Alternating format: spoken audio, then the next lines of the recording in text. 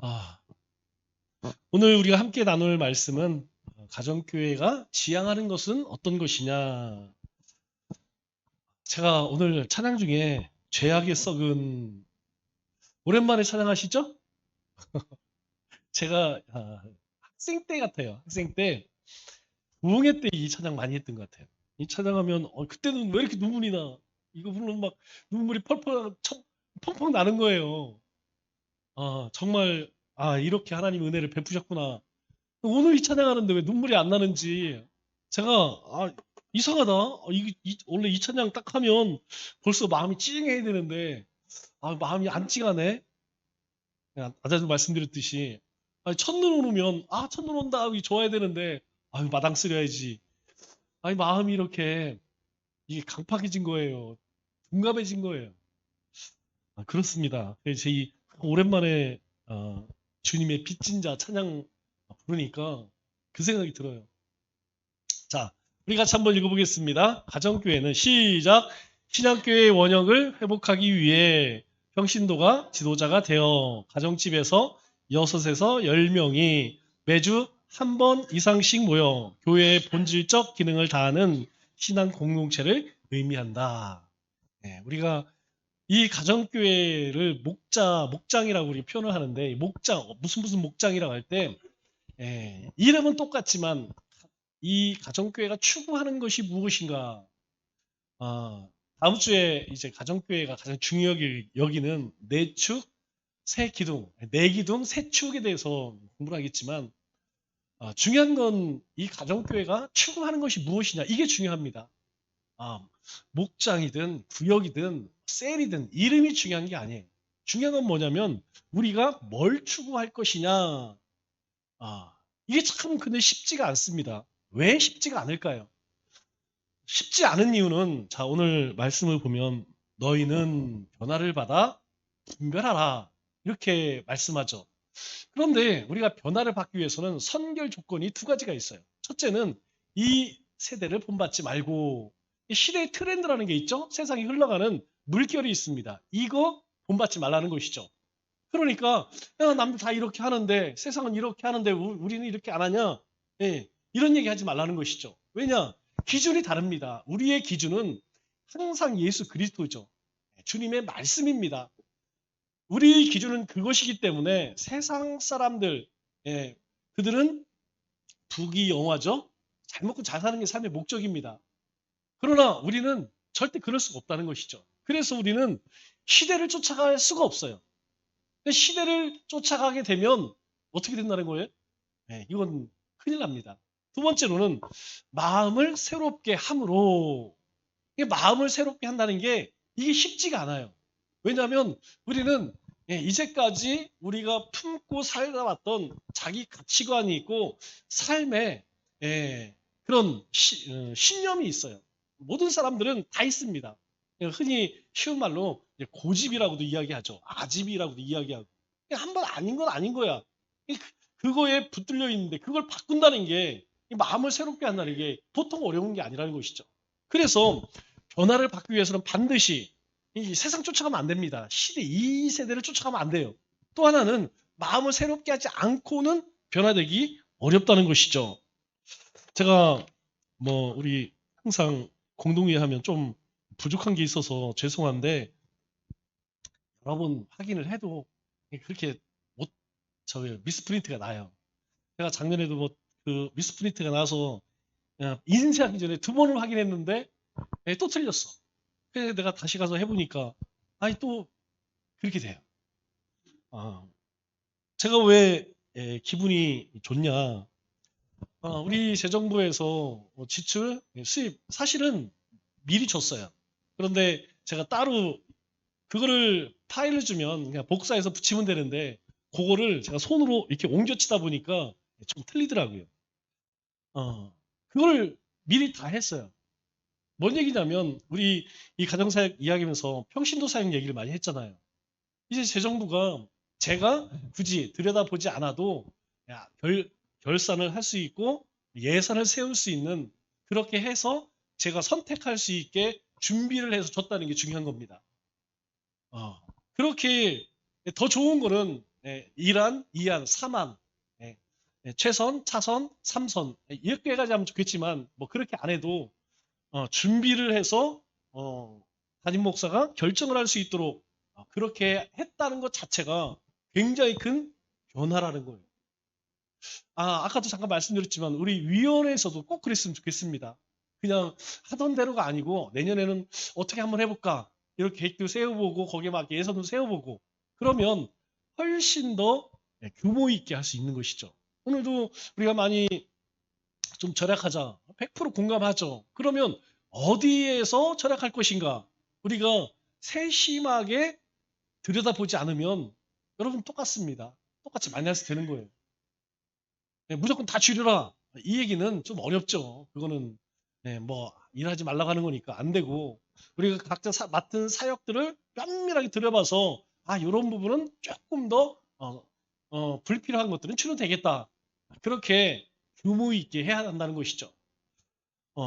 이게 자그마한 것이지만 그렇게 변화되기까지는 사실 많은 시간들이 필요하고 또 착오들이 있었죠.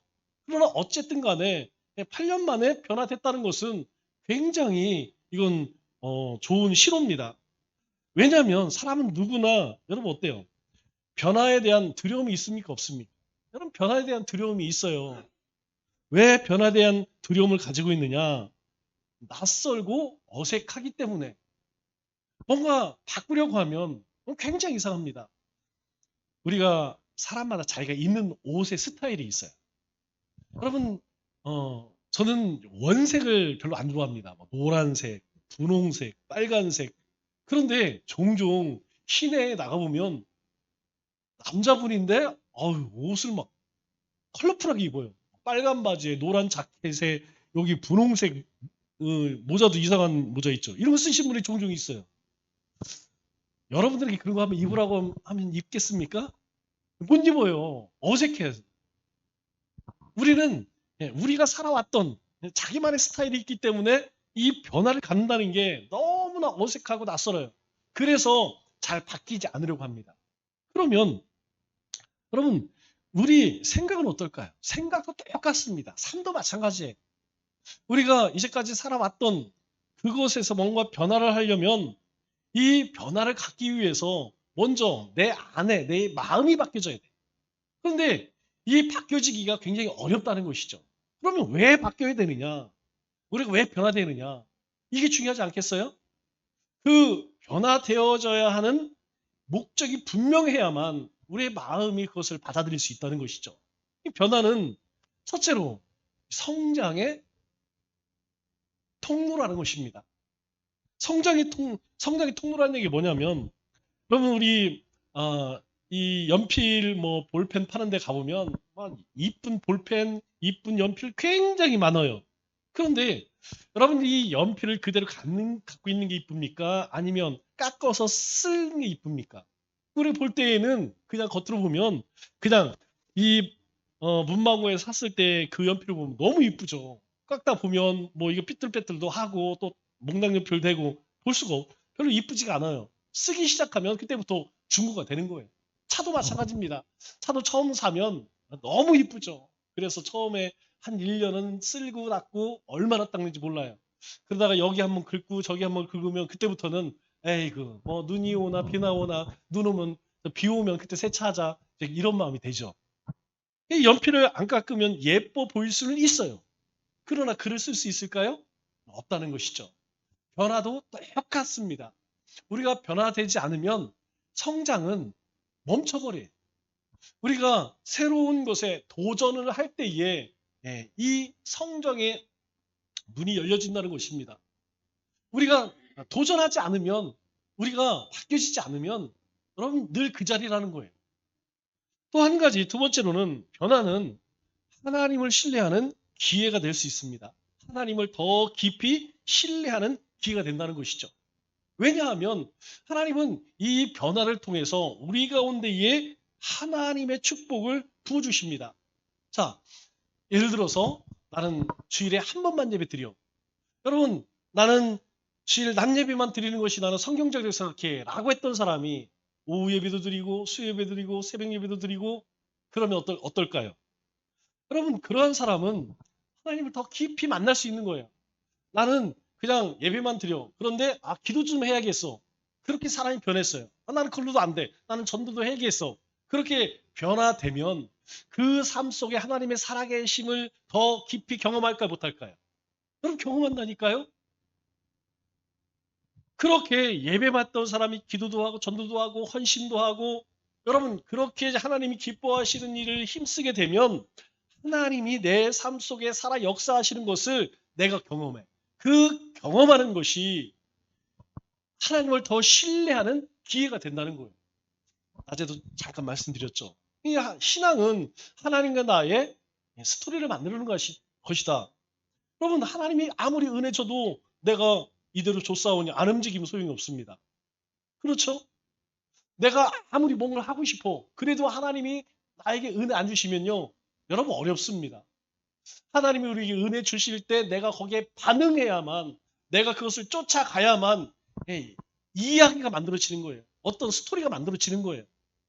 그렇기 때문에 하나님이 우리 가운데 그렇게 일하실 수 있도록 어떻게 되느냐. 내가 자꾸 오늘 말씀처럼 마음을 새롭게 변화를 받아야 돼요. 그래야만 하나님의 뜻을 하나님이 선하시고 기뻐하시는 뜻을 분별할 수 있어요. 안 그러면 이 변화가 안 되면 분별이 안 됩니다. 그냥 이대로 줬사오니 그렇게 되는 것이죠. 세 번째로는 변화는 하나님 계획의 일부다. 왜 그럴까요? 하나님께서는 우리가 매일매일 새롭게 변화되기를 바랍니다. 즉 옛날 것으로 살기를 원하지 않는다는 것이죠. 여러분 예전에 은혜 받은 것, 예전에 헌신하고 옛날에 일한 것이 뭔 소용이 있겠어요? 여러분 예전에 그렇게 했다면 오늘 지금이 어떠냐는 것이죠. 지금 나는 변화되고 있느냐? 나는 새롭게 변화를 받아 하나님의 뜻을 잘 분별하고 있느냐? 여러분 그렇게 하기 위해서는 내가 변화되어야 돼요. 이 변화되지 않으면 여러분 계속 그 자리에 머무는 것입니다. 여러분 그 자리에 머무는 것은 퇴보하는 거예요. 우리가 한 가지 꼭 생각해 봐야 할 것이 어떤 거냐면 아까 우리 그 공동회의 때도 자산 이야기를 했죠. 여러분 자산을 은행에 넣어놓으면 자산이 늘어날까요? 줄어들까요? 여러분 줄어드는 겁니다. 왜 그러느냐? 자 1억이라는 돈을 은행에 넣어서 이자가 3%다. 그러면 뭐 300만 원 이자 붙을 수는 있어요. 그러나 만일 1억이 5년, 10년 지나면 돈 가치는요 1억에서 7천만 원, 6천만 원 떨어지는 거예요. 왜냐하면 그만큼 인플레이가 되는 것이기 때문에. 그렇기 때문에 현금을 쌓아두는 것보다 그 자산을 다른 곳에 투자하는 것이 훨씬 유리하다는 것이죠. 우리는 교회는 좀 어려워요. 교회는 왜 어렵냐? 교회는 너무 지나치게 보수적이기 때문에 여러분 그러나 그렇지 않습니다. 어느 정도 규모가 되면 교회 안에 재정부의 자산 운용팀이 따로 있어요. 그래서 어떻게 하면 이 자산을 현금으로 보관하고 다른 걸로 제가 가끔 가는 김치찌개 집이 있어요. 짜그리 집이죠. 짜그리 집 이 사장님이 보기에는 엄청 어수룩해. 그런데 이분이 수백억 자산가래요. 왜 그러냐 그랬더니 이분은 30년부터 돈만 생기면 금을 샀답니다. 금이 5만 원대부터 돈만 생기면 그런데 지금 그 금값이 얼마예요? 금값이 한 70만 원 하나요? 얼마 전에 100만 원 갔어요. 100만 원. 70만 원, 80만 원가 5만 원 막 이때부터 사기 시작해 갖고 그래서 자기는 그냥 아는 게 돈 생기면 금 사는 거. 이게 무엇을 이야기하냐면 우리도 이 가치의 변화가 있지 않으면 여러분 오히려 은행에 잘 쌓아두는 게 우리가 모으는 것. 예. 제가 젊을 때 80년대 요쯤에는 맞습니다. 그때는 열심히 돈 벌어 적금하는 거 버는 거예요. 그러나 지금은 그렇지가 않다는 것이죠. 우리가 여러 가지 면에서 변화가 되지 않으면 하나님께서 계획하신 것 여러분 그것을 쫓아갈 수가 없습니다.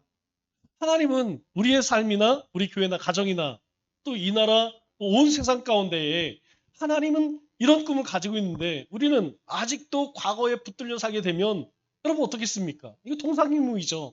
예, 하나님의 꿈과 예, 우리의 꿈이 완전 이거 따로 노는 거예요. 따로 국밥되는 겁니다. 못 쫓아간다는 것이죠. 그렇기 때문에 우리가 매일매일 새롭게 변화가 되면 여러분 이 하나님의 계획을 하나님의 뜻을 빨리빨리 캐치할 수 있어요. 그래서 변화에 도전해야 합니다. 여러분 가만히 있다고 해서 도전되는 게 아니에요. 자꾸 도전을 해야 돼요. 예배만 드렸던 사람이 기도도 도전해야 되고 전도에도 도전해야 되고 다른 일에도 도전하고 여러분 가만히 있어서는 여러분 아무 일도 일어나지 않습니다. 우리가 변화를 맞이하기 위해서는 반드시 도전하고 또 도전해. 그런데 이게 어렵다는 것이죠. 여러분 어때요? 나는 변화하려고 애쓰는 사람이다? 아니면 그냥 쫓아가는 사람이다? 아니면 반대하는 사람이다? 이거 본인이 한번 생각해 보세요. 나는 변화를 주도적으로 한다. 나는 이런 거 빨리빨리 받아들인다. 나는 절대 못 받아들인다. 나는 그냥 남이 하면 그냥 한다. 여러분 한번 생각해 보세요. 수요일 날 우리가 말씀을 함께 나누다가 제가 그 얘기를 했어요. 우리 지금 한 30년 되죠? 30년밖에 안 됩니다. 한 세대 전이죠. 그때에 교회에서 악기라고 하는 건요. 피아노 한 대밖에 없었습니다. 제가 이 피아노를 보면서 감동이 돼요. 왜 감동이 될까요? 피아노 청소를 하는데 처음에 제가 와서 청소를 하는데 딱 뒤에 명패가 붙어 있어. 김형경, 양경승, 증 딱 써 있는 거예요. 여러분 지금이야 피아노 이거 가져가라고 하면 안 가져가요. 돈 내고 가져가야 돼요. 이거 처분하려면 돈 내야 돼요. 그런데 그때에는요. 이 피아노가 그런 물건이 아니었습니다. 정말 귀한 물건이었고 뭐 웬만한 집에 피아노 있는 집이다 그러면 손가락에 그 동네에서 손가락에 드는 그런 사람. 교회도요. 피아노는 정말 신주잔이었습니다. 귀했어요. 그래서 쓸고 닦고 그러다가 이런 악기들이 들어올 때에 저는 지금도 생생해요. 우리 연세 드신 장로님들이 그냥 저런 악기를 이거 딴따라도 막 쓰는 드럼 이건 전자드럼이지만 그냥 생드럼 있잖아요. 여러분 그거 케이스 안 하고 두드려 보세요. 얼마나 시끄러워. 전자 기타. 그래도 우리는 저 어쿠스틱 기타라 듣기가 좋아요. 이 전자 기타는 아주 찢어집니다. 그것들이 공간도 쬐그만 데다가 막 꽝꽝거리고 하니까 어르신들은 막 멘붕 오는 거야. 맨날 푹 치고 금기도 하다가. 여러분 그 이후 어떻게 됐습니까? 1년, 2년도 안 돼서요. 그거 안 하는 교회가 없어요. 다 합니다. 그때에 그걸 이것이 변화이구나. 이것이 이제 교회 음악의 변화구나. 여러분 예전에 찬양이라고 해봐야 내게 강 같은 평화 그죠? 그런 찬양이었어요. 그러다가 이제 조금씩 어려지다가 요즘의 찬양은 코드도 못 잡아요. 너무 어려워서. 뭐 이건 하이 코드 잡아도 이거 잡기가 어려운 코드들이 나와요. 이 코드 진행이 그렇게 어려워집니다. 변화예요. 왜냐하면 이 교회 음악도 중세시대 클래식에서 이렇게 현대적으로 오면서 바뀌어집니다. 그러면 야 이게 좋다고 우리도 계속 내게 강 같은 찬양 이것만 불러야 될까요? 이걸 받아들이지 못하면 이런 변화에 익숙하지 않으면 이 변화하려고 하지 못하면 결국은 본인만 너무너무 힘들다는 거예요. 우리 장로님이니까 시험 안 드니까 저 얘기하는 거예요. 장로님이니까 장로님 시험 들지 마세요. 장로님이 재밌는 얘기를 했어요. 우리 장로님이 어떤 얘기를 했냐면 지지난주에 징을 땅 치니까 끝나고 나서 목사님 어떻게 이런 생각을 하셨어요. 그래서 내가 속으로 야 우리 장로님이 그래도 깨어있구나. 이런 거에 대한 거부감이 없구나. 웬걸 그 다음 주에 장로님 당회할 때 와갖고 그러냐면 아니 목사님 절에서 치는 징을 조금 거시기 한데요. 일하고 있는 거야. 내가 속으로 이 양반이 이게 조선시대에서 왔나 이거 왜 그래. 여러분 전통악기예요. 전통악기를 절에서는 쓰는데 교회에서 쓰면 안 되나요? 무당들이 쓰는 악기를 찬양에는 쓸 수 없습니까? 여러분 이미 많은 교회 쓰고 있어요. 그리고 저도 예전에 썼고 아, 여러분 왜 우리는 이 변화에 반응하지 못할까? 이걸 잘 들여다봐야 돼요. 왜 이 말씀을 드리냐면 이제 3주 후가 지나면 내년 1월 1일부터요. 우리 교회의 6가지 부분에서 큰 변화가 찾아옵니다. 그 변화 중에 하나가 사실은 이 교회 리모델링도 달려 있어요. 여러분 7년에 한 번씩은 바꿔줘야 됩니다. 그냥 이대로 조사오니가 아니고 7년, 8년에 한 번씩은 분위기를 바꿔줘야 돼요. 그래서 원래 계획에는 좀 바꾸려고 그랬어요. 요 앞에를 좀 바꾸려고 했어요. 그런데 문제는 이거다. 그래서 연기를 했어요. 여러분 틀립니다. 여러분 가정집에도 벽지 아니면 어떤 위치만 바꿔도요 집안 분위기가 확 달라져요. 여러분 우리가 매일 예배드리는 예배드리는 문제 없죠. 무슨 문제가 있어요. 그러나 조금만 변화를 시키면요 이 교회 분위기, 이 예배 분위기 이렇게 달라진다니까요. 우리 집에도요 조금만 그냥 맨날 회색 하얀색 미색 이런 벽지 말고 좀 이쁘게 그렇게 하면 집안이 분위기가 확 달라지는 거예요. 내년 1월 1일부터 여러분 예배가 틀려집니다. 예배 드리는 찬양도 틀려지고 순서도 바뀌어질 거예요. 이거 변화에 반응하지 못하면 여러분 굉장히 힘들어져요. 그러면 왜 변화되지 않느냐? 2가지입니다. 첫째는 사고가 낡았어요. 낡은 사고방식. 사고 지향적이 힘들어요. 또 하나가 뭐냐면 고정관념. 여러분 이 2가지가 자기 신앙을 얽매요. 신앙은 당연히 말씀 중심 이거 변하면 안 되죠. 그러나 껍데기는 얼마든지 바뀌어질 수 있다는 것이죠. 제가 전도 가운데에서 내년에는 꼭 하려고 하는 게 뭐냐면 요 앞에다가 조그맣게 우리 텐트 치고 오가는 사람들에게 차도 나눠주고 이거 꼭 해보고 싶어요. 멀리는 못 가도 왜냐 그래도 여기가 점심 때 은근히 사람들 많이 왔다 갔다 하거든요. 아니 멀리 돌아다니면 할 게 뭐 있어요. 교회 앞에서 왔다 갔다 하는 사람만이라도 앉혀놓고 이게 먹는 시간 그 시간 2분 3분은 있을 거 아니에요. 자꾸 도전해야 돼요. 찾아봐야 됩니다. 그러나 이거 안 돼. 여러분 이렇게 생각하는 순간 못하는 거예요. 안 되는 겁니다. 한번 해보고 또 하나님이 지혜 주시면 또 새롭게 이렇게 해나가면 되는데 안 되겠지 못해 이러고 끝나는 거 안 되는 거예요. 그거는. 그래서 우리 사고가 낡은 사고방식과 고정관념이 결국 우리 변화를 막는다는 거예요. 이걸 종교적으로 이야기하면 뭐가 되느냐? 바로 율법주의가 되는 거예요. 율법주의가 다른 게 아닙니다. 율법주의는 보세요. 바리새인 서기관 예수님께 혼난 사람들 가만히 보면 그냥 낡은 생각과 고정관념에 붙들려 있으니까 예수님이 새로운 복음을 사실 새롭지도 않죠. 그러나 하나님이 이미 구약의 모든 율법을 통해서 말씀하신 것조차도 받아들일 수 없어요. 여러분 이 율법주의가 얼마나 무서우냐. 율법주의의 가장 무서운 건 뭐냐면 본질보다 비본질에 우선난다는 거예요. 아무것도 아닌 거야. 진짜 중요한 걸 놓치고 중요하지 않은 것 쫓아간다는 거예요. 비본질을 중요시 여긴다는 것입니다. 또 우리가 이 고정관념과 이 율법주의로 신앙생활하면 여러분 다양성이라는 게 다양성 그리고 변화 수용 능력이 떨어집니다. 교회에서 다양성은 굉장히 중요해요. 안 그렇으면 사복음서가 있을 필요가 없습니다. 그냥 한 사람한테 쓰라고 하면 되지. 한 사람한테 그냥 60장 쓰라고 하면 되지. 왜 마테마가 누가 요한을 통해서 예수님의 행적을 왜냐하면 다장성이에요. 이 사람들은 각자 다 다른 환경에서 자랐기 때문에 같은 예수님을 바라보지만 다르게 본다는 거예요. 사도 바울이 이 교회에 편지를 쓰죠. 아니 똑같은 편지를 쓰는데 왜 대상에 따라서 내용이 다 다릅니다. 어떤 데는 인내하라, 어떤 데는 기도하라, 어떤 데는 뭐 해라. 왜 그럴까요? 다양성을 인정해야 돼요. 우리 교회 안에서도 이 다양성을 인정해야 됩니다. 다를 수 있어요.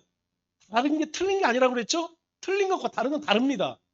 그런데 우리가 이 다양성과 그리고 변화 수용 능력이 떨어지면 자꾸 뭐라고 이야기하면 나만 맞고 넌 틀려 이렇게 되는 거예요.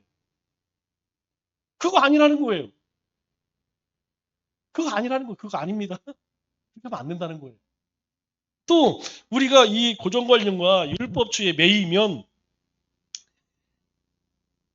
표면적으로 나타나는 것이 무엇이냐면 갈등과 분열입니다. 갈등과 분열. 왜냐? 우리는 전통을 보수해, 우리는 새롭게 해. 여러분 이게 하나가 될 수 있을까요? 하나는 미래를 보고 나가는 사람이고 하나는 과거를 바라보며 사는 이 두 사람이 같이 균형을 맞추기는 굉장히 어렵습니다. 현실적으로 안 돼요.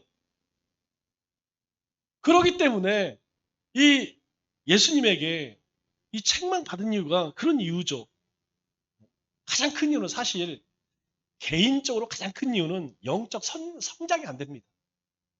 여러분 영적 성장은 우리가 주님의 부르심을 받은 날까지 계속 우리 가운데 일은 내가 신앙생활을 오래 했다고 해도 어린아이가 있고요. 신앙생활을 얼마 하지 않았어도 어른이 있어요. 성숙한 사람이 있습니다. 그런데 이 틀에 딱 매이게 되면 율법은 필요하지만 율법주의화되면 우리의 신앙이 율법주의화되면 그 순간부터 우리의 신앙은 딱 멈춥니다. 잘하지를 못해요. 왜? 하나님의 능력조차 내 고정관념으로 묶어버려요. 왜 우리가 예산을 세울 때에 왜 지출 예산에 안 맞추느냐? 항상 20%, 10%를 더 반영하는 이유가 그거예요. 현실적인 이렇지만 하나님이 그 위에 10%의 은혜만 부어주시면 여러분 그게 문제가 있습니까? 저는 지금도 그런 확신이 있어요. 제가 1분만 더 마치겠습니다. 자, 하나님은 매일 새로운 일을 준비하세요. 하나님은 매일 여러분과 제 삶 속에 그리고 우리 남천교교에 새 일을 준비하십니다. 이거 믿으세요. 왜냐? 내가 변하면 환경이 바뀝니다. 내가 변하면 관계가 바뀝니다. 내가 변하면 미래가 바뀌어요. 우리가 믿음 안에서 이러한 믿음 안에서 변화해야 되고 변화를 수용할 수 있어야 한다는 것이죠. 내년에 많은 것들이 바뀌겠죠? 6개 부분에서 바뀔 겁니다. 그리고 7년 후 2032년에 또 바뀔 거예요. 왜냐? 제가 이렇게 따져보니까 제가 은퇴할 때가 2037년인가 그렇게 되더라고요. 물론 뭐 그때까지 있을런지 할지는 모르겠지만 지금 우리가 변화되면 7년 후에는 또 변화될 거예요. 그만큼 바뀌는 것만큼 이 복음 환경에 맞도록 또 변화될 겁니다. 그러려면 어떻게 될까요? 내가 여러분들이 그 변화를 추구해야 돼요. 뭔가 새롭게. 그래서 저를 못 살게 해야 됩니다. 목사님 좀 이렇게 했으면 어떻게 했어요? 저렇게 했으면 어떻게 했어요? 자꾸 이렇게 이야기를 해야 됩니다. 그래야만 우리가 우리에게 주신 하나님의 꿈이 비전이 우리 가운데 이루어집니다. 기도하겠습니다.